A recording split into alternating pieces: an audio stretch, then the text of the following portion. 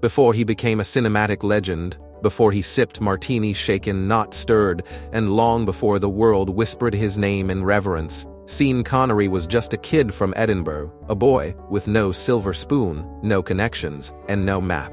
Just grit, charm, and a fierce Scottish heart. This is the story of how Thomas Sean Connery transformed from a bricklayer's apprentice into the most iconic secret agent the world has ever known. His journey wasn't glamorous.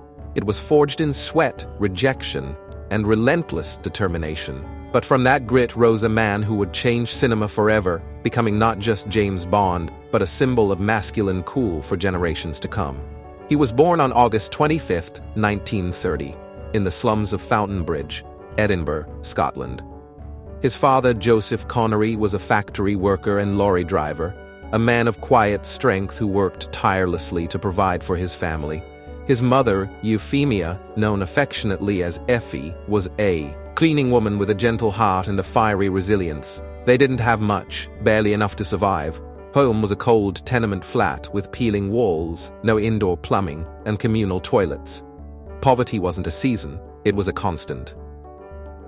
But young Tommy, everyone called him Tommy back then, wasn't crushed by it. If anything, it shaped him, hardened him, taught him the value of perseverance and grit. By the age of 9, he had already taken his first job, delivering milk on foot before school, rain or shine. He would wake before dawn, lugging bottles across cobbled streets just to earn a few pence.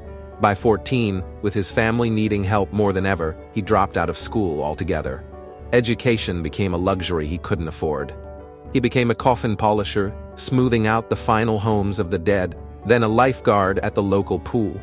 His body, already showing signs of physical strength, became his asset.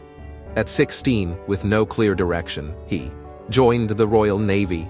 It offered structure, discipline, and a chance to escape the grinding poverty of Edinburgh. That uniform, that order, it suited him. But even the Navy couldn't keep him for long. After 3 years, he was medically discharged due to a recurring ulcer. Still, the Navy had toughened him, taught him obedience, and gave him a glimpse of the world beyond his struggling city. Back in Edinburgh, the post-war years were hard. Britain was rebuilding, and so was Sean. He took on a series of odd jobs to stay afloat, driving delivery trucks, laying bricks, working backstage at theaters, and even posing nude for art students at the Edinburgh Art College. 5 shillings an hour. It wasn't about vanity, it was survival. He needed money and he wasn't afraid to hustle for it. Somewhere along the line, someone casually remarked that he looked like a movie star. Maybe it was a compliment, maybe a prophecy. Either way, it stayed with him. Bodybuilding soon became more than a hobby. Connery immersed himself in the discipline, sculpting his body with the kind of intensity only someone used to struggle could summon. He entered the Mr. Universe competition in 1953 and, remarkably, placed 3rd in the tall man division. At 6'2", with a chiseled frame and magnetic presence, Connery stood out. It was during this competition that he heard about auditions for a touring production of South Pacific. Curious and intrigued, he auditioned, despite never singing or dancing on stage before. He got in, not as a lead, but as a chorus boy. Still, it was his foot in the door, and for Connery, a door was all he needed. Theater opened up a new world to Connery. He was surrounded by trained actors, people who spoke in iambic pentameter, who lived and breathed Shakespeare and Chekhov. He had no formal training, but he was observant, eager. He mimicked accents, practiced movement, and soaked up every bit of advice he could find. He took voice lessons to deepen and refine his naturally thick Scottish brogue, trying to shape his voice into something commanding and cinematic. And at night, he read Shakespeare, Ibsen, Sophocles. He wasn't just building his body anymore, he was building his mind. Connery wasn't content to be just a background figure. He wanted to be great, he wanted to matter. Bit by bit, TV roles began trickling in. He took on small parts in British television series, playing soldiers, boxers, tough guys. Always the same type, but he never complained. Every role was a stepping stone. Then came the films. Small roles at first, often in B-movies, but each one added to his experience. There was something about him, a quiet danger, a rugged charm, that casting directors couldn't ignore. He wasn't classically trained, but he had authenticity. When he walked onto a set, people noticed. There was a storm behind those eyes. In 1957, he landed his first major acting breakthrough, the lead role in the BBC television production of Requiem for a Heavyweight. It was a bold, emotional role, and Connery delivered a performance that left critics stunned. Here was a man who could do more than throw punches. He could convey pain, hope, regret. Hollywood took notice. Connery, the working-class lad from Edinburgh, was no longer invisible. He was no longer invisible.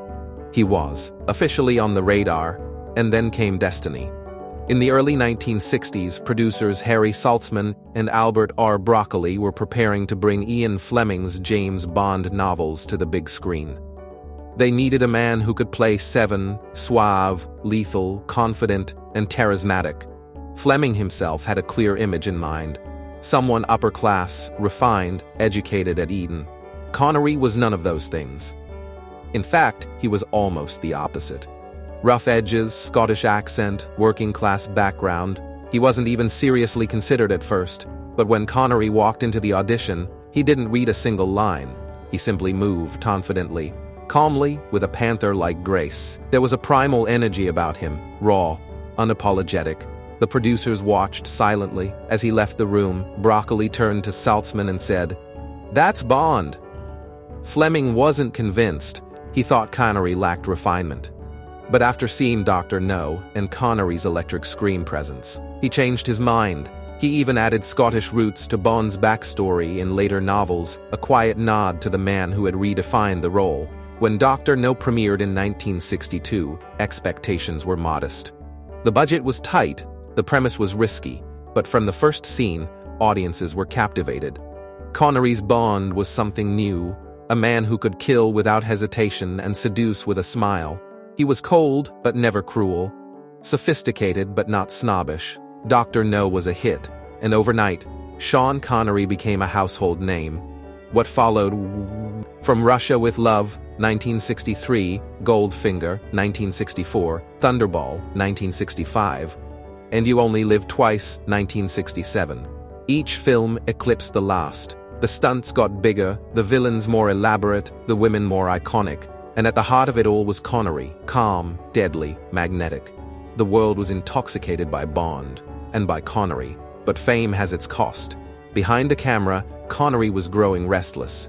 He loathed the intrusion of fame, the photographers hiding in bushes, the reporters chasing scandal. He despised being boxed in by the Bond role. Everywhere he went, people called him Seven, but he wasn't Bond, he was Sean. A man of intellect and pride who wanted more than martinis and one-liners. The strain began to show. Still, he honored his contracts. He returned once more in diamonds. Are Forever, 1971. His sixth Bond film lured back by a record-breaking paycheck. But he was done. He needed freedom. A new chapter, a new identity. As the 1960s ended, Connery stood at a crossroads. He had achieved fame and fortune beyond anything he imagined as a boy in Fountainbridge. He had redefined cinema, inspired a generation, and become the template for the modern action hero. But the next chapter of his life, the one where he proved he was more than Bond, was just beginning, because in Part 2, we'll explore how Sean Connery broke free from the Bond legacy, rebuilt his career on his own terms, and rose to become one of the most respected actors of his generation. To be continued.